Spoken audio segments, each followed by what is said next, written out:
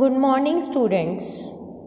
In our previous video, we started the topic reconstitution of partnership firm, जिसमें हमने इसके first part admission of A partner को discuss किया था. In this video, we will discuss the next part, that is the outgoing partner. That means when a partner leaves a partnership firm. इस case में हम पढ़ेंगे सबसे पहले modes क्या हैं जिसके थ्रू एक पार्टनर अपने आप को पार्टनरशिप फर्म से सेपरेट करता है, and subsequently we will discuss rights and duties of outgoing partner. Outgoing partner के केस में one partner separates himself from the partnership firm. This separation is possible by the way of four means which is visible on your screen, जिसमें first आता है retirement, second आता है on expulsion, third is on insolvency and fourth is on death. We will discuss these modes one by one. Like the very first one is retirement of a partner. A partner may retire from a firm, first with the consent of other partners, second in accordance with an agreement among the partners, and third if partnership is at will by giving a notice to other partners of his intention to retire. So retirement तीन तरीके से possible है, या तो सभी partners mutually decide कर लें या इसके लिए एग्रीमेंट हो इन बिटवीन दी पार्टनर्स, और यदि पार्टनरशिप एट विल है तो इसके लिए आउटगोइंग पार्टनर एक नोटिस सर्व कर दे बाकी के पार्टनर्स के लिए. सेकेंड हमारा जो मीन्स है that is the expulsion of a partner. As a general rule a partner can not be separated by partnership firm by the majority of partners. फिर वो मेजोरिटी चाहे कितनी भी बड़ी क्यों ना हो, लेकिन यदि there is a contract among the partners that confers such right on the partners, and acting on good faith in exercising such right, a partner may be separated or expelled from the firm by the other partners acting as a majority. This is being specified in section 33 subsection 1. कि as a general rule तो partners by majority किसी भी partner को expel नहीं कर सकते, लेकिन यदि उनके बीच में कॉन्ट्रैक्ट हुआ है कि गुड फेथ में काम करते हुए पार्टनर्स चाहें तो मेजोरिटी से किसी पार्टनर को एक्सपेल कर सकते हैं, तो वो ऐसा करते हैं ईदर बाय म्यूचुअल डिस्कशन और by referring to some third party for arbitration. इस पर्पस के लिए जो गिल्टी पार्टनर होता है उसको एक नोटिस सर्व किया जाता है, एंड एक रीजनेबल टाइम में जिस पार्टनर को नोटिस सर्व किया है वो अपने ऊपर लगे चार्जेस का रिस्पॉन्स देता है.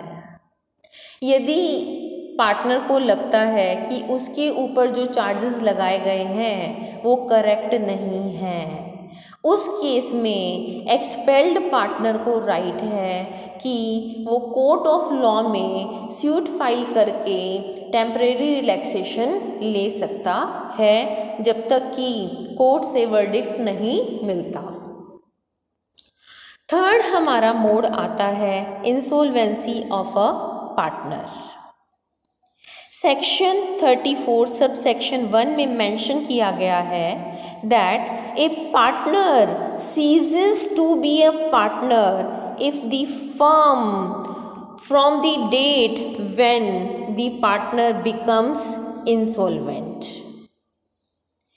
फिर चाहे फर्म डिसॉल्व हुई है या नहीं हुई है।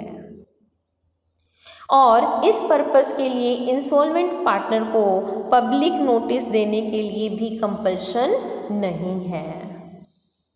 और यदि फर्म डिसॉल्व नहीं होती है तो property of the insolvent partner will not be liable for the firm.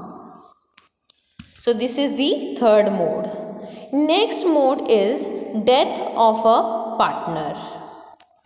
क्योंकि डेथ ही हो गई है इसलिए लॉ कहता है that it is not necessary to give public notice of the partner's death. The partnership firm is dissolved automatically on the death of a partner. लेकिन यदि बाकी पार्टनर्स चाहें तो वो फर्म के बिजनेस को कंटिन्यू कर सकते हैं, लेकिन उस केस में डिसीज्ड पार्टनर जिसकी डेथ हो गई है उसकी प्रॉपर्टी लायबल नहीं होगी फर्म के किसी भी बिजनेस के लिए। So these are the 4 modes of a partnership firm जिसके थ्रू एक partner can leave the partnership firm on retirement, on expulsion, on insolvency and on death. Next हम देखेंगे what are the rights and duties of outgoing partner. First हम ले रहे हैं rights of outgoing partner.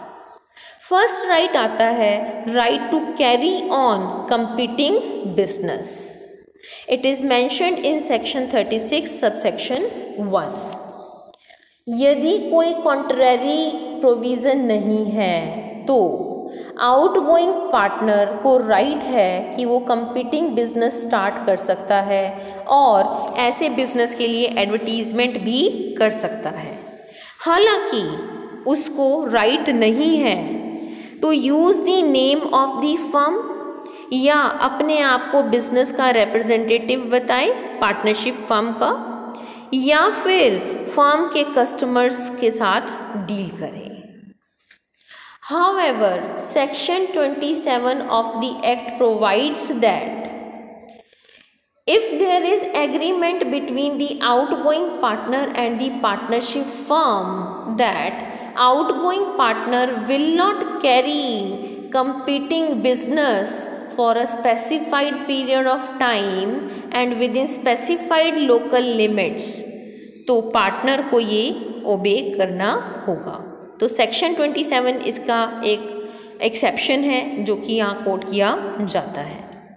Next right है right to share subsequent profits in certain cases. यदि outgoing partner ने firm को लीव कर दिया without any final settlement of his account, उस केस में आउटगोइंग फर्म को राइट है कि वो डिमांड कर सके his share in the profits of the firm as well as demand interest at the rate of 6% on the assets used by the firm, जो कि आउटगोइंग पार्टनर को बिलोंग करती है। हालांकि यदि यही एसेट्स आउटगोइंग पार्टनर के अलावा बाकी पार्टनर्स ने खरीदी है तो उस केस में आउटगोइंग पार्टनर को ये राइट नहीं रहेगा। So these are the rights of outgoing partner. Next हम डिस्कस करेंगे लायबिलिटीज़ ऑफ आउटगोइंग पार्टनर। इसमें 3 लायबिलिटीज़ का मेंशन किया जाता है, जिसमें फर्स्ट हमारी आती है which is mentioned under section 32 subsection 2।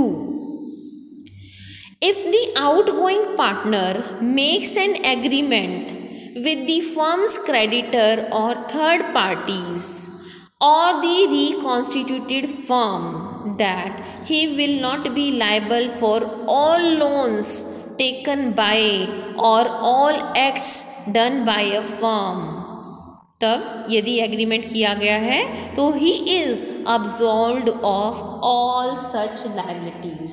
लेकिन ज़रूरी क्या है कि एग्रीमेंट किया गया हो।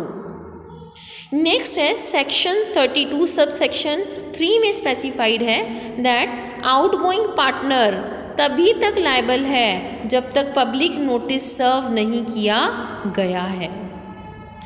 As well section 32 sub section 4 में मेंशन है कि ये पब्लिक नोटिस जो फाइल करना ज़रूरी है ये आउटगोइंग पार्टनर खुद भी सर्व कर सकता है या कोई और partner from the reconstituted firm serve कर सकता है. So these are the liabilities of outgoing partner. Next इसमें एक हम स्मॉल टॉपिक लेते हैं which is called as revocation of continuing guarantee, covered under section 38 of partnership act.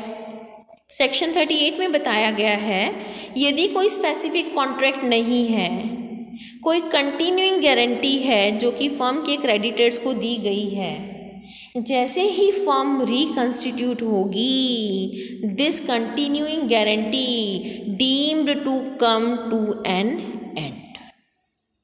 So with this topic we come to an end of our main topic, that is reconstitution of firm, जिसमें हमने admission of partner, their rights and duties, then we discussed the outgoing partner, their rights and duties and revocation of continuing guarantee के बारे में study किया है. Thank you.